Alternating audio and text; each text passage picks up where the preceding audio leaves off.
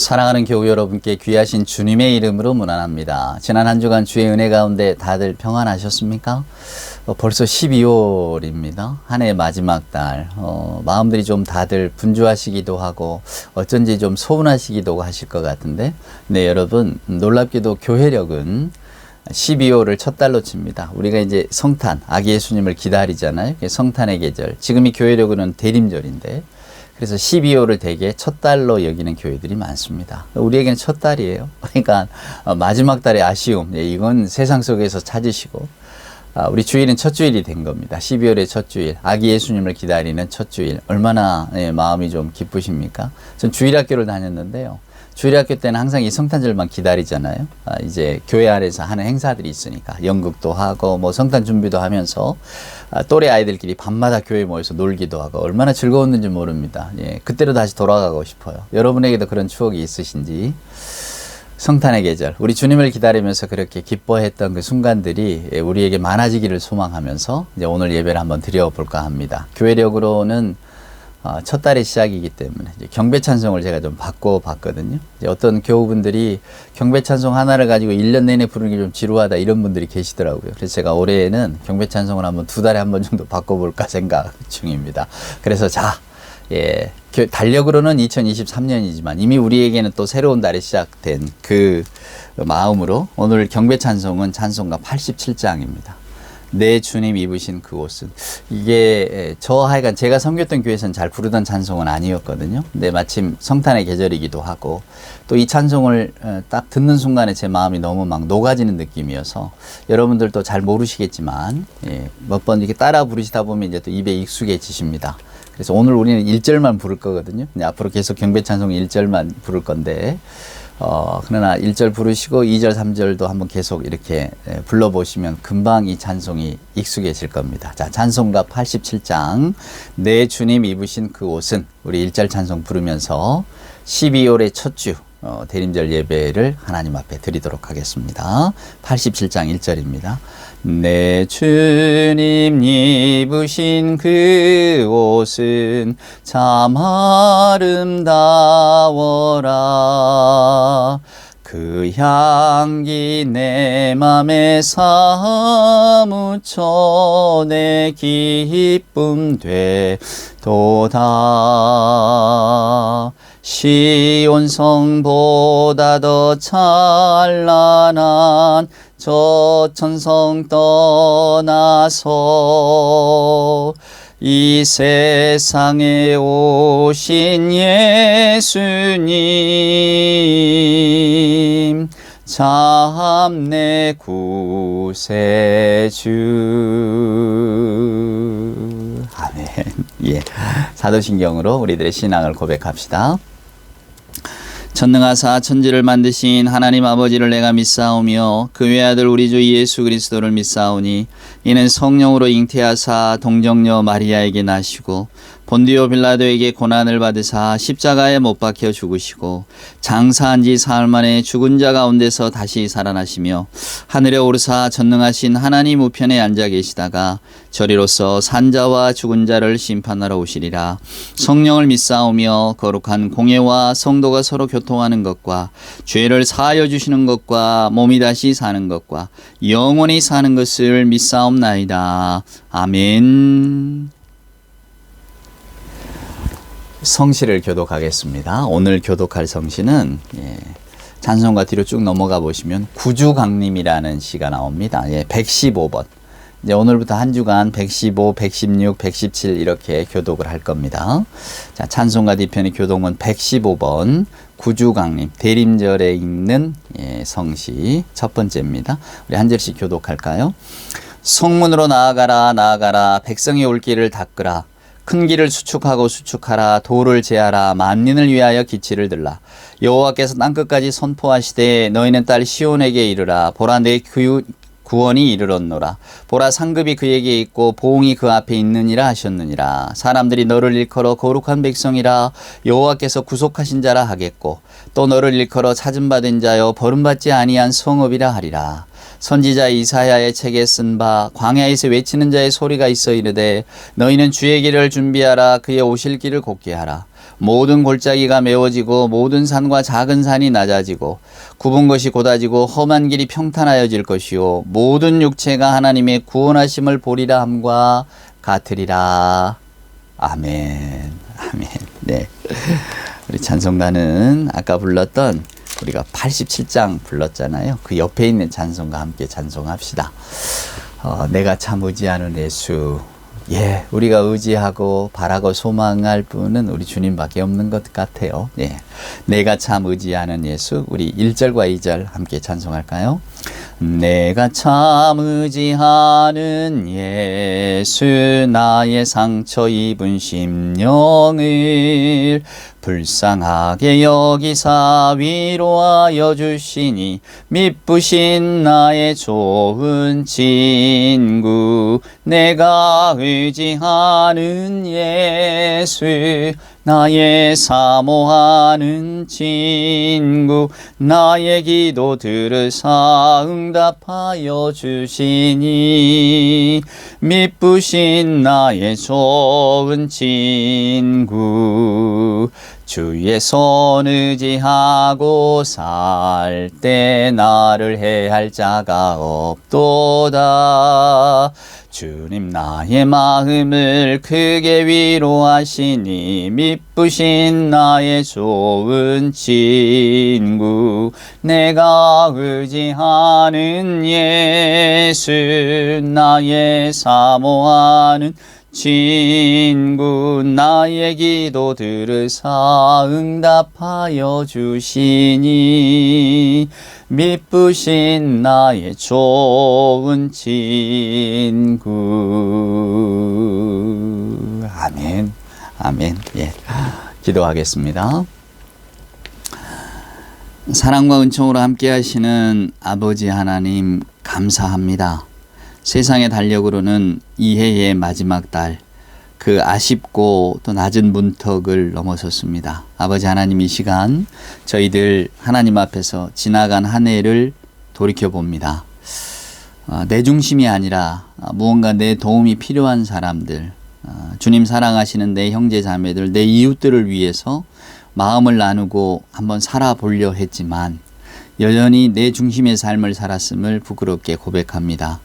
우리 하나님, 교회, 또 우리 주님을 생각하는 시간을 많이 가지며 그 시간을 바치려고 했지만 저희들의 일들, 먹고 사는 일에 바빠서 돈 버는 일, 또 건강한 일, 내 육신의 삶을 돌보느라 아버지 하나님 또 기도하는 시간 많이 드리지 못한 것도 고백합니다. 하나님, 무엇보다 더 회개하고 또 애통해야 하는 것은 사랑보다는 미움을, 용서보다는 나무람과 복수의 마음을, 웃음보다는 노여움을, 기뻐하기보다는 한숨을, 기도보다는 내 변명을, 남보다는 나를 더더욱 아끼는 그런 한 해를 보냈습니다. 아버지 하나님, 저희들 불쌍히 여겨 주옵시고 언제나 행동보다는 생각만 앞서는 저희들의 삶을 다시금 돌이키면서 조금은 더 나아진 자의 삶으로 나아갈 수 있도록 주여 도와주시옵소서. 올 한 해에도 세상에는 전쟁이 끊이지 않았고 자연재해도 끊이지 않았습니다.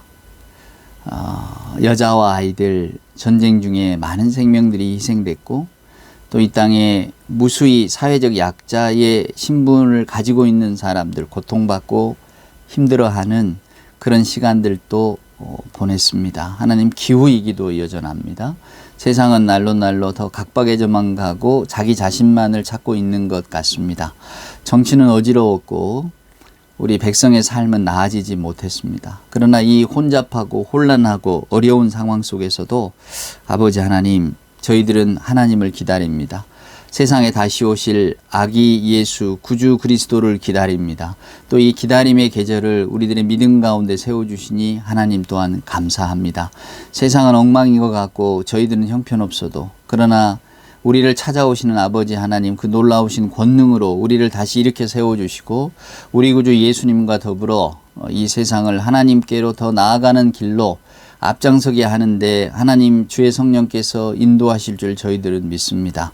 아버지 하나님, 부끄러운 것, 용서 구하는 것, 하나님 애통해하는 것 다 사하여 주옵시고 우리가 온전히 하나님의 자녀로서 살아갈 수 있도록 오늘 이 시간도 힘과 용기를 허락하여 주시옵소서. 우리 구주 예수님 저희 가운데 오심을 감사를 드립니다. 지금 이 순간 우리 가운데 오시고 마라나타 곧 주 예수여 오시옵기를 간절히 소망합니다. 성탄의 계절에 아기의 모습으로 이 땅에 오신 우리 구주 예수님의 귀하신 이름으로 간절히 기도하옵나이다. 아멘. 12월의 첫 주일 아침, 오늘 저와 여러분에게 주시는 하나님의 말씀은 누가복음 7장에 있는 말씀입니다. 여러분 잘 아시는 말씀인데 누가복음 7장 11절 말씀부터 한번 보시겠습니다. 그 후에 예수께서 나인이란 성으로 가실새 제자와 많은 무리가 동행하더니 성문에 가까이 이르실 때에 사람들이 한 죽은 자를 메고 나오니 이는 한 어머니의 독자요 그의 어머니는 과부라. 그 성에 많은 사람도 그와 함께 나오거늘 예수께서 과부를 보시고 불쌍히 여기사 울지 말라 하시고 가까이 가서 그 관에 손을 대시니 맨 자들이 서는지라. 예수께서 이르시되 청년아 내가 네게 말하노니 일어나라 하시매 죽었던 자가 일어나 앉고 말도 하거늘 예수께서 그를 어머니에게 주시니. 여러분 우리가 사랑한다고 할 때 우리 기독교는 사랑이잖아요. 사랑의 한자어 사랑의 자를 기억하십니까? 그 사랑의 자를 이렇게 파자 글을 이렇게 나눠 보면요 받을 숫자에다가 마음 심자입니다. 그러니까 사랑이라고 하는 것은 마음을 주고받는 거예요. 마음을. 네 마음, 내 마음 서로 이것을 주고받는 것이 사랑이다. 이런 명쾌하지 않습니까? 사랑의 정의가 참 모호한데 이 한자어를 보면 사랑이란 이런 거구나. 저는 오늘 우리가 읽은 이 누가복음 7장의 말씀을 언젠가 여러분에게 제가 알고 있는 세상에서 가장 아름다운 이야기입니다. 이렇게 말씀드렸던 적이 있습니다. 이제 성탄의 계절이잖아요. 교회력으로는 이제 12월이 되면은 처음으로 이렇게 교회력은 시작인데 1월 달이 아니라 12월이 시작인데 그것은 이제 예수 오심을 기다리는 대림절이라고 하는 의미에서 우리 기독교에서는 12월이 시작하는 달이 되는 겁니다. 그러니까 12월 첫 주부터 우리 아까 불렀지만은 경배창선도 바뀌고 바뀌잖아요. 교회력은 그렇게 흘러갑니다. 근데 이제 12월 첫 주에 저와 여러분이 이제 대림절을 맞으면서 우리가 예수님을 어떤 분으로 인식하고 있을까? 저와 여러분에게 있어서 예수님은 어떤 분일까? 그걸 렌즈라고 하잖아요. 저도 여러분 가운데도 저와 똑같은 분이 계실 줄 압니다만 이제 모태신앙입니다. 그러니까 어머니 뱃속에서부터 이렇게 신앙을 갖고 태어났기 때문에 어떤 신앙이라든가 믿음이라든가 이런 것들이 중간에 회심한 분들에 비하면 극적인 사건이 없어요. 내가 무엇 때문에 혹은 어떤 사건을 겪고 나서 나는 예수를 믿게 됐다. 그러면 그때 나를 만드신 예수님의 그 인상이라는 것이 우리들의 신앙의 렌즈가 되는 거거든요. 그러니까 우리 각각의 신앙의 렌즈는 달라요. 예수님 하면 예수님은 어떤 분이야 이렇게 딱 느껴지는 게 있잖아요. 그러니까 그걸 이렇게 보면 이제 세상이 다 그렇게 보이는 거죠. 저에게 있어서 예수님의 렌즈는 뭘까? 저는 바로 이 누가복음 7장에 있는 이 말씀이었어요. 우리 예수님께서 이런 분이셨구나. 우리 예수님은 이런 분이시구나. 그걸 딱 깨닫는 순간에 제 마음속에 말할 수 없는 기쁨이랄까? 마치 안개가 이렇게 쫙 거치는 듯한. 그러니까 그 관점에서 이제는 신앙도 바라보고 세상도 바라보고 우리 주님을 바라보고 이렇게 되었다 그 말입니다. 그 말씀이 바로 오늘 누가복음 7장입니다. 궁금증이 계속해서 일어나십니까? 한번 이 말씀 속으로 들어가 보시죠. 자, 11절 보세요. 그 후에 예수께서 나인이라는 성으로 가셨다. 여러분 나인이 지금 어디일까요? 나인이라고 하는 지명을 가진 도시는 없답니다. 근데 그 나인 주변에 있는 그 주변에 있는 그 동네에는 알려져 있어요. 그게 어디냐면 수넴이라고 하는 곳입니다. 그러니까 여러분 우리가 읽지 않았습니다만은 이렇게 한번 보세요. 16절 보면 모든 사람이 두려워하며 하나님께 영광을 돌려 이르되 큰 선지자가 우리 가운데 일어나셨다. 큰 선지자가 우리 가운데 일어나셨다. 이때 이 선지자가 누굴까?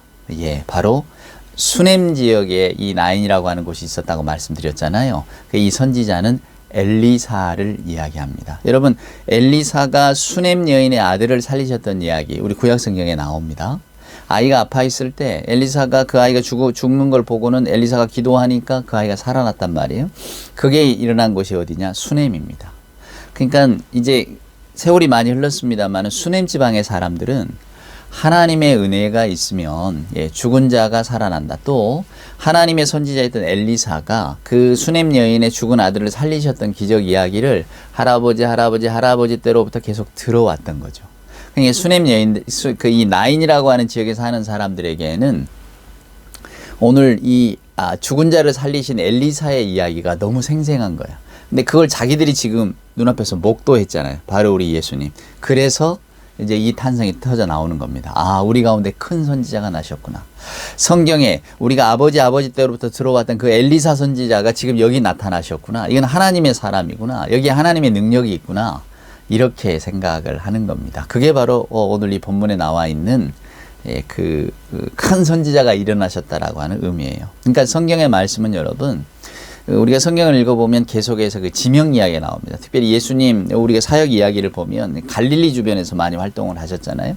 이 나인이라고 하는 것도 갈릴리 주변의 어떤 마을인데, 그러면 그 땅의 어떤 그 상황하고 오늘 예수님의 사역과 예수님이 만나는 사람들과를 분리할 수가 없는 겁니다. 어떤 분은 그런 이야기 하잖아요. 존재라고 하는 것이 그의 어떤 의식을 결정한다고. 그러니까 그 사람이 어디에 살고 어떤 직업을 가지고 어떻게 사느냐에 따라서 그의 생각이 달라진다고. 그가 바라보는 세상이 달라진다고. 그래서 우리는 오늘 굳이 나인이라는 곳에 가셨을 때라고 성경에 말하고 있기 때문에 도대체 이 나인이라는 곳이 어디였을까라는 생각은 한 번쯤은 가져보셔야 된다 그 말입니다. 어느 날 문득 아무 데서나 일어난 게 아니라 나인이라고 하는 곳에서 지금 이런 사건이 일어났습니다. 그럼 도대체 이 나인이라고 하는 곳이 어디일까?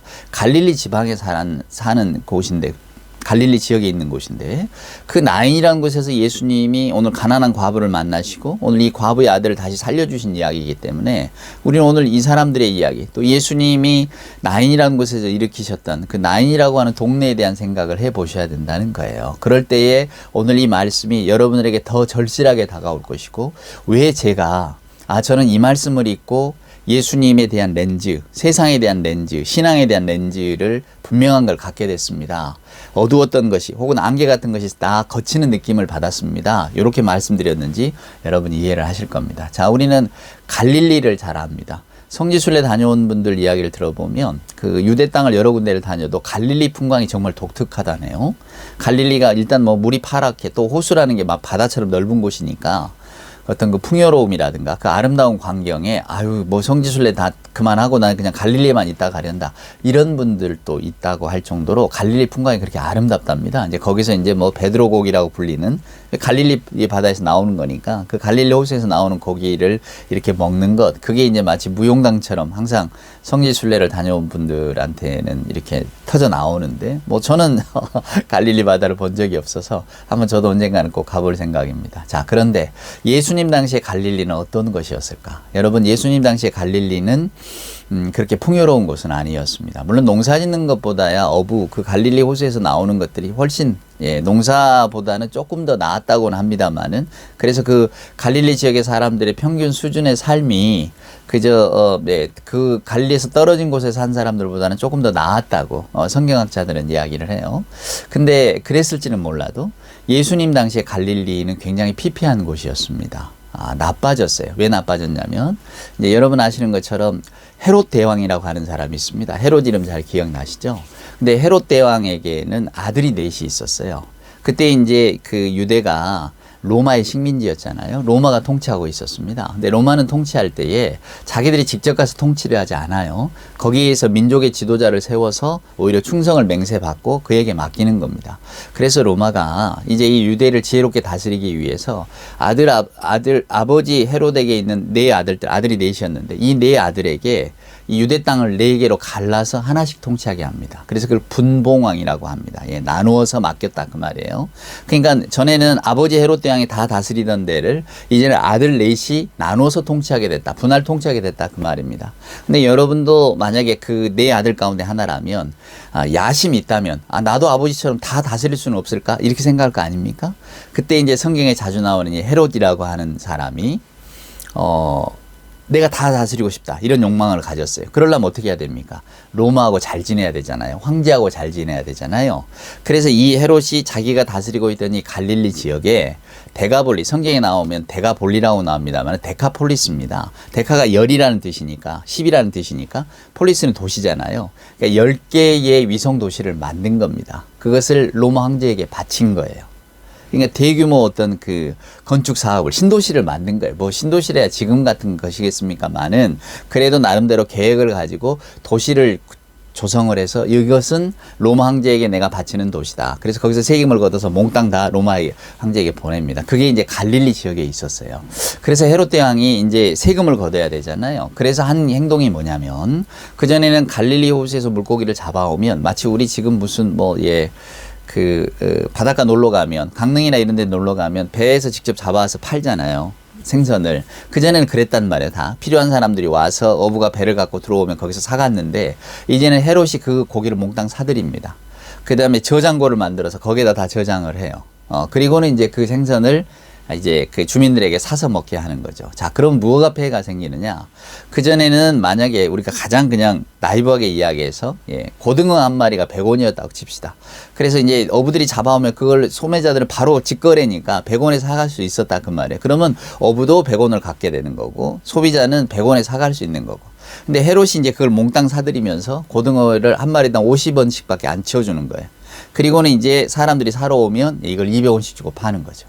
그러니까 어부는 어부대로 가난해지고 소비자 역시도 가난해집니다. 더 많은 돈을 줘야 되니까. 그럼 부자는 누가 됩니까? 맞습니다. 헤롯이 됩니다. 근데 헤롯이 그걸 자기가 다 먹느냐면 아니죠. 로마 황제에게 대부분 보내니까. 그래서 자기 정치적 야심을 키우려고 했습니다. 자, 그럼 여러분 어떻게 되겠습니까? 맞습니다. 갈릴리 주역에 사는 사람들이 가난해집니다. 삶이 힘들어져요. 지금 뭐 나인성에도 마찬가지로 이 나인에 사는 사람들의 삶이 계속 나빠지고 있을 때입니다.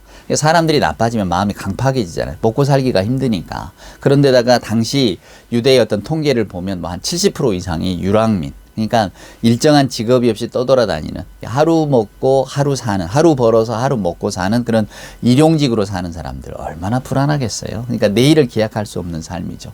그래서 그때 당시 예수님이 활동하던 갈릴리 지역의 대부분의 사람들이 이런 생활고에 시달리는 사람들이었고, 오늘 이 나인성에 사는 사람들의 형편도 별반 다르지 않습니다. 그러니까 예수님의 말씀을 고지곳대로 들을 만한 마음자리가 없는 거예요. 왜? 먹고 사는 게 너무 힘드니까. 우리도 힘들면 딴 생각이 안 나잖아요. 어떻게든 이 먹고 사는 문제를 해결해야지. 자, 그 나인성에 들어가셨을 때 그렇지 않아도 힘든 사람들 가운데 예수님은 더 힘든 사람을 보게 됩니다. 그 사람이 누굽니까? 바로 과부입니다. 근데 이 과부는 남편이 없다는 뜻 아니에요? 근데 이 과부가 왜 더 불쌍하게 됐느냐면 하나뿐인 아들이 죽었는데 하필 이 아들이 독자라고 지금 돼 있단 말이에요. 아마 이 여인은 젊어서 남편을 사별했을 가능성이 높은 거죠. 그러니까 젊어서 우리가 흔히 뭐 청상이다, 이게 푸르를 청자를 쓰잖아요. 그러니까 아주 젊어서 과부가 됐다 그 말입니다. 푸른 치마를 입은 여자라는 뜻이니까. 그러니까 푸른 어찌됐건 하여간 팔팔하던 나이에 홀로 됐는데 아들 하나 낳고 남편이 먼저 죽어버렸는데 이제 이 아들까지 죽은 겁니다. 그러니 오늘 이 여자의 입장이 여러분 어찌 될까요? 이 느낌이 딱 오지 않으십니까? 그 불쌍한 과부를 보는 예수님의 그 마음 말입니다. 저는 뭐 여러분들에게 종종 제가 시를 소개합니다만은 한국의 시인, 뭐 외국의 시인은 제가 특별히 좋아하는 시인은 그렇게 많지는 않고요. 근데 한국의 시인 가운데는 좋아하는 분들이 많지만 그 중에서 특히 좋아하는 시인이 백석이라고 하는 분입니다. 백석의 시는 여러분들 꼭 한번 읽어보십시오. 저는 막 이렇게 그림으로 그려질 때 참 좋은데 그분이 쓴 시 가운데 여승이라는 시가 있어요. 여자 스님이라 그런 뜻이에요. 여승이라는 시. 언젠가 제가 여러분들에게 소개했던 기억이 나는데 이 백석이 어느 날 절에 갔다가 여승을 만납니다. 근데 이 여성이 어디서 본 것 같은 사람인 거예요. 얼굴이 낯이 익어요. 그래서 이제 곰곰이 생각해 보니까 10년 전에 내가 이 여자를 봤구나. 근데 그때 이 여자가 스님이었느냐? 아니었다는 거예요. 그때 이 여자는 이렇게 금전판, 왜 금광 있잖아요. 우리 일제시대에 막 금광이 개발하고 막 이런 게 많았잖아요. 백석도 일제시대 사람이니까. 그때 이제 그 금광 앞에서 옥수수를 이렇게 팔던 그 여자였던 거예요. 근데 그때 이 여자에게 이제 자기가 옥수수를 사 먹었겠지. 그러니까 이 여자 얼굴을 기억하는데 왜 더 기억하느냐면 그때 이 여자 옆에 어린 딸이 있었다 그거예요. 어린 딸. 나어린 딸이 있었는데 얘가 막 칭얼댈 거 아닙니까? 그러니까 이 여자가 아마 옥수수를 팔고 뭐 얘가 칭얼대니까 막 때렸던 모양이야, 이 아이를. 그러니까 이 아이가 막 울었겠죠. 그 시에 보면 가을밤 같이 차게 울었다 그래요. 그러니까 엄마가 딸아이를 때리면서 자기가 이제 우는 거죠. 근데 그때 이제 이 사정을 들었었겠지. 이 여자가 기억이 나니까. 그때 뭐 이제 남편은 집 나간 지 10년이고 돌아오지 않고. 근데 자기는 살아야 되겠으니까 그냥 이렇게 아마 이 남편이 금광을 찾아다녔던 모양이에요. 그러니까 이제 금광에 남편을 찾으러 가서 그 앞에서 옥수수를 팔면서 남편을 찾아다녔던 모양이지. 그게 10년 전의 일입니다. 근데 지금 이 여자가 절에 여승으로 와 있잖아요. 이게 어찌된 일이냐 물었을 거 아닙니까? 근데 이제 이 여승이 하는 이야기가 그때 그 따라다니는 어린 딸은 이미 도라지꽃이 좋아서 돌밭으로 가버렸다. 죽었다는 이야기예요. 그러니까 그 딸은 그냥 죽어버렸고 남편은 돌아오지 않고, 그래서 나도 죽으려고 했다가 그냥 이렇게 머리를 깎고 산에 들어와서 지금 여승이 됐습니다. 그래서 그 시에 보면 그냥 그 여자의 얼굴을 보니까 아주 이 쓸쓸한 낯이 그냥 옛날처럼 늙었고, 그러니까 젊은 나이지만 확 늙은 것 같고, 나는 뭐 불경처럼 서러워졌다 이래요. 저도 도대체 이 불경처럼 서러워졌다 이 말이 무슨 뜻일까? 근데 이제 그 연구하는 학자들의 이야기를 들어보면 불경을 막 자꾸 읽으면 그게 좀 서글퍼진다네요. 왜 뭐 인생이 공수래 공수거다 이런 얘기가 나오니까 그런가 봐요. 근데 하여간 그 시를 이렇게 이제 백석의 그 여승이라는 시에 나와 있는데, 저는 그 시를 읽을 때 그런 생각이 들어요. 이 나인성 과부가 딱 생각이 나더라고요. 아, 예수님이 이 여자를 보았을 때 지금 이런 심정이 아니었을까. 그러니까 세상에서 가장 불쌍한 사람이잖아요. 가장 가련한 여자란 말이에요. 세상의 소망은 다 없어진.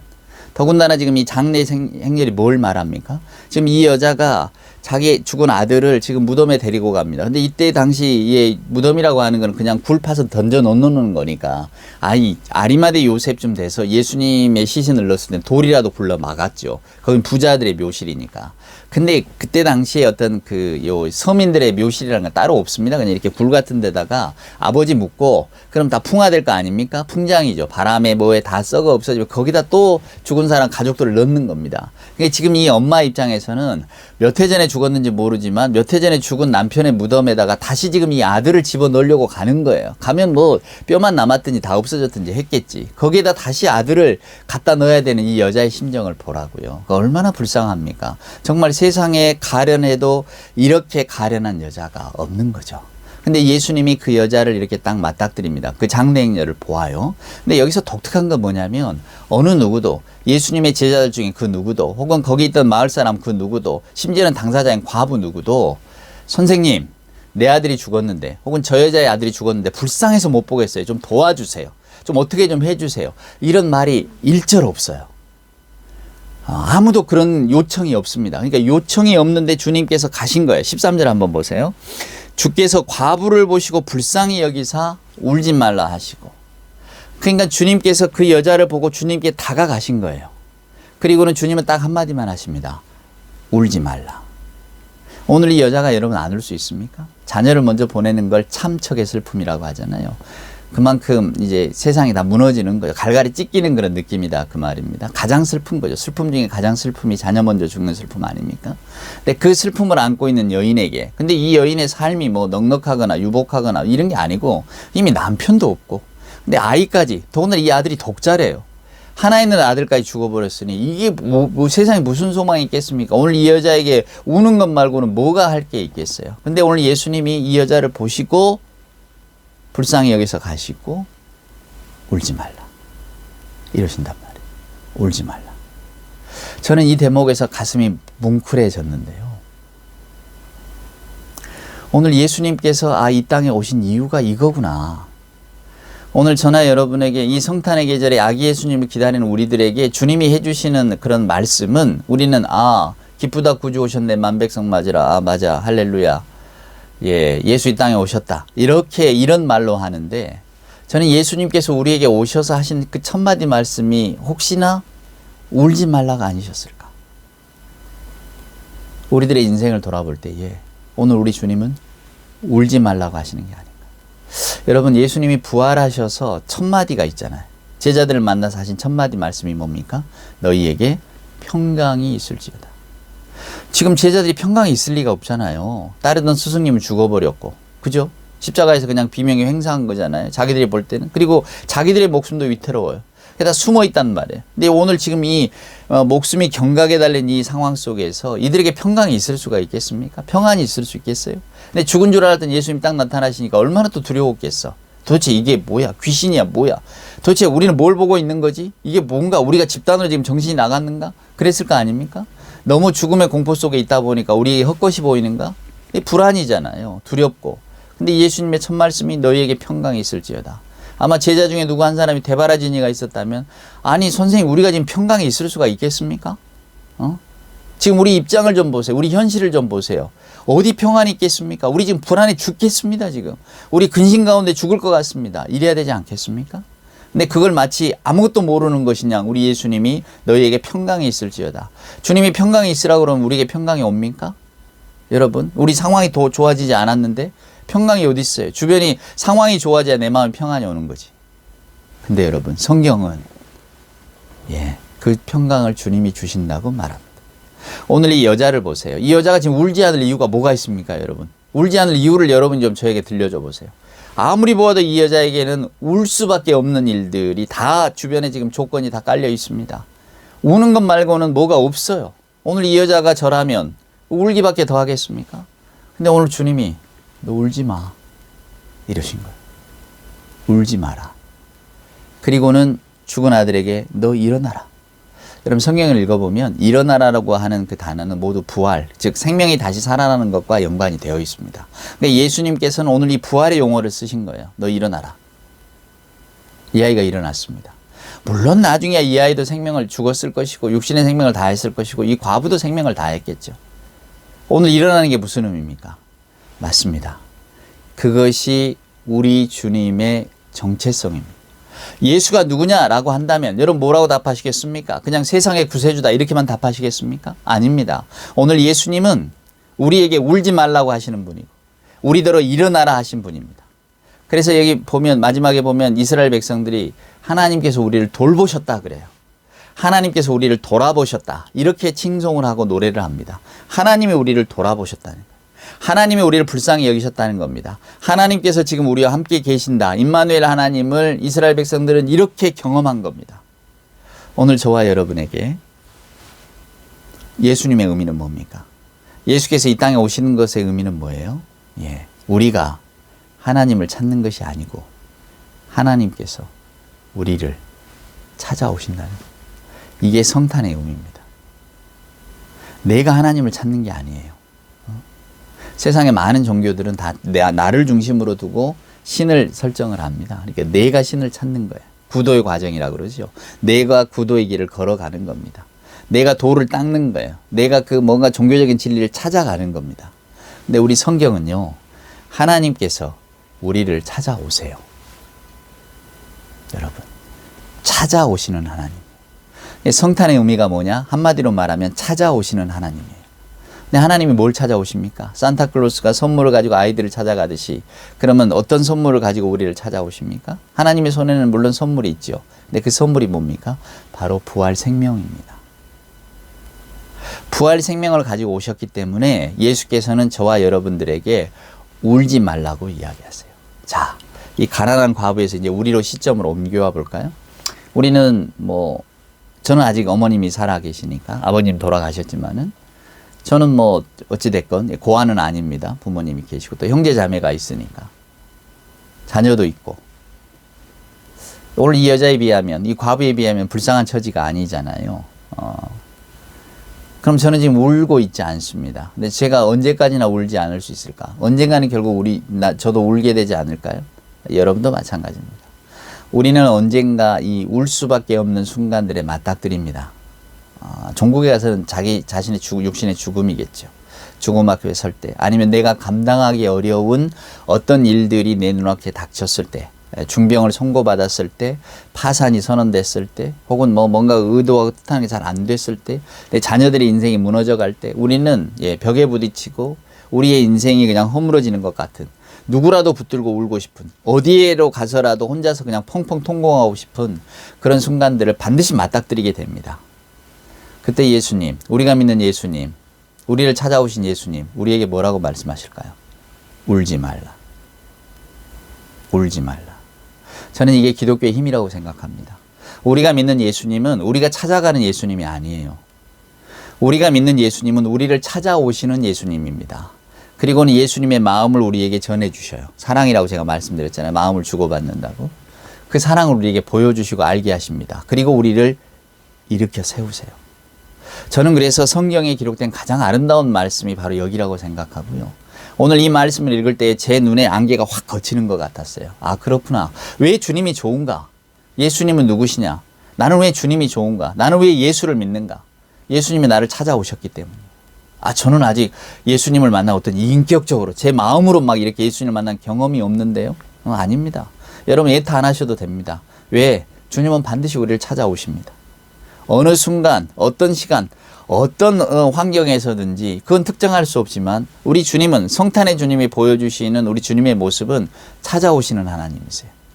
찾아오셔서 우리에게 울지 말라고 하시고 우리에게 일어나라고 하십니다. 우리 주변의 모든 것들을 일으키셔요. 생명으로. 그게 바로 오늘 예수님입니다. 그러니까 우리가 하나님의 자녀가 됐다는 것, 예수를 내 구세주라고 고백한다는 것에 이 놀라운 힘이 여기 있습니다. 우리가 해결할 수 없는 일들, 우리가 감당할 수 없는 일들, 어찌할 바를 모르고 어디로 갈지 몰라서 헤매던 그런 순간들이 우리에게 무수히 찾아옵니다. 그럴 때에 우리는 각각의 해결책을 갖고 있죠. 이렇게 찾고 사람을 통해 해결하고 뭘 통해 해결하고 해결하지만 저와 여러분이 또 우리 주변에 있는 사람들이 해결해 줄 수 없는 가장 근본적인 문제에 맞닥뜨렸을 때 우리는 울 수밖에 없어요. 근데 그 우는 문제들을 우리 주님께 가져갈 때에, 아닙니다. 안 가져가셔도 됩니다. 주님은 우리를 찾아오시니까. 찾아오시는 분이세요. 그리고 찾아오셔서 저와 여러분에게 울지 말라고 하십니다. 그리고 일어나라고 하세요. 부활 생명으로 너를 일으켜 주겠다고 약속하십니다. 이게 바로 예수님의 우리에게 찾아오시는 사랑의 선물이에요. 저는 우리가 하나님으로부터 이 선물을 다 받았다고 생각합니다. 그래서 세상에서 가장 불쌍한 자는 오히려 예수님을 모르는 자가 되는 거예요. 찾아오실 주님을 맞지 않겠다고 문을 꽁꽁 걸어 잠근 사람들입니다. 아니, 나는 몰라요. 나는 예수하고는 나는 무관한 사람입니다. 이런 분들입니다. 언젠가 우는 순간이 올 텐데 그분들은 어떻게 해서 그 울음을 닦아낼까요? 저와 여러분, 그건 잘 모르겠습니다. 그건 그분들이 알아서 할 일이지. 그러나 저와 여러분, 예수 믿는 우리들에게 있어서 우리의 눈물을 누가 닦아주십니까? 예수님이 닦아주십니다. 우리의 절망과 우리의 불안, 우리의 두려움은 누가 깨트려 주십니까? 주님이 깨트려 주십니다. 일어나라, 울지 말라, 이 두 마디 말씀을 가지고 저와 여러분을 확 살리셔요. 오늘 저는 여러분들이 어떤 고통 중에 있는지, 또 어떤 상황 속에서 야, 나 정말 울고 싶다, 나 정말 어디 가서 막 통곡하고 싶다, 이런 마음을 갖고 계시는지 저는 잘 알지 못합니다. 그러나 저에게도 여러분에게도 시시때때로 이런 일들을 찾아오고 또 우리는 실제로 울기도 할 것입니다. 또 앞으로도 울 것입니다. 그때 저는 오늘 이 말씀을 생각하시면서, 그래, 주님이 내게 울지 말라고 하셨지.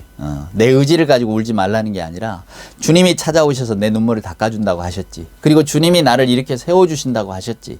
내가 스스로 일어나는 게 아니라 주께서 일어나라고 하시겠다고, 주께서 그런 기적을 일으키시겠다고 우리에게 말씀해 주셨지. 그게 바로 이 누가복음 7장에 나와 있는 나인성 과부와 그 아들의 이야기가 아닌가. 그래서 저는 이 말씀을 가지고 성경 전체를 보게 됩니다. 우리들의 사는 삶을 보게 됩니다. 저의 삶을 보고 여러분의 삶을 봅니다. 온 세상에 살고 있는 사람들의 삶을 봅니다. 아, 우리 주님이 그런 분이시구나. 우리 주님은 우리를 찾아오셔서 울지 말라 하시고 우리들의 눈물을 닦아주시고 일으켜 세우시는 분이구나. 이 좋은 주님이 우리 곁에 계시는데, 사랑하는 여러분, 이 좋은 주님이 우리와 더불어 함께 하시는데 어떻게 우리에게 평강이 찾아오지 않을 수 있겠습니까? 상황이 좋아져야 마음도 평안하지, 뭐가 좀 주변의 문제가 해결이 돼야 내가 기쁘지, 여전히 내가 뭔가를 하려고 하시는 그 마음속에서 터져 나오는 말이고 생각일 겁니다. 그러나 여러분, 우리 주님이 우리를 찾아오십니다. 제가 말씀드렸잖아요. 사람들은 존재가, 내가 지금 어디에 처해 있고 어떤 상황에 있느냐가 내 생각을 이렇게 좌우하고 사로잡는다고, 존재가 의식을 결정한다고 이렇게 말하지만 성경은 그렇지 않습니다. 우리가 어떤 존재로 살아가고 어떤 상황 속에 있든지 간에 우리 주님이 우리를 찾아오신다고, 그리고 찾아오셔서 우리를 회복시키신다고. 그러니까 그 사건의 주체 역시 예수님이시고 예수님께서 우리에게 우리가 일어설 수 있는 힘을 주시고 우리를 붙잡아 일으키신다고. 누가? 예수께서. 예수님을 절대로 너 혼자 일어서라고 하지 않아요. 이 좋으신 주님을 찬양하십시오. 이 주님께서 우리를 찾아오셨습니다. 찾아오시는 하나님, 우리에게 울지 말라고 하시는 하나님, 우리를 일어나게 하시는 하나님, 그 좋은 하나님이 바로 우리 앞에 있고 이 성탄의 계절에 우리는 그 주님을 생각하고 찬송하는 겁니다. 여러분 어떠십니까? 이제 여러분에게도 이런 안경, 렌즈 같은 게 하나 생기지 않으십니까? 이 렌즈를 가지고 이 누가복음 7장 11절의 말씀의 렌즈를 가지고 이제 세상과 내 삶을 한번 바라보세요.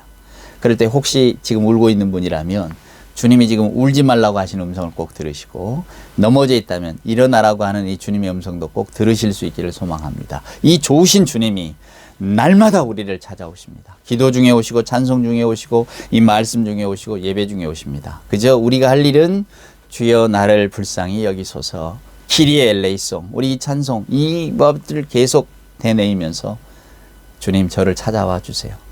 오늘 또 찾아오시는 주님을 만납니다. 그 신앙 고백 속에서 정말로 감사함으로 기뻐함으로 충만함으로 살아가시는 여러분이 되시기를 주님의 귀하신 이름으로 축원을 드립니다. 기도하시겠습니다.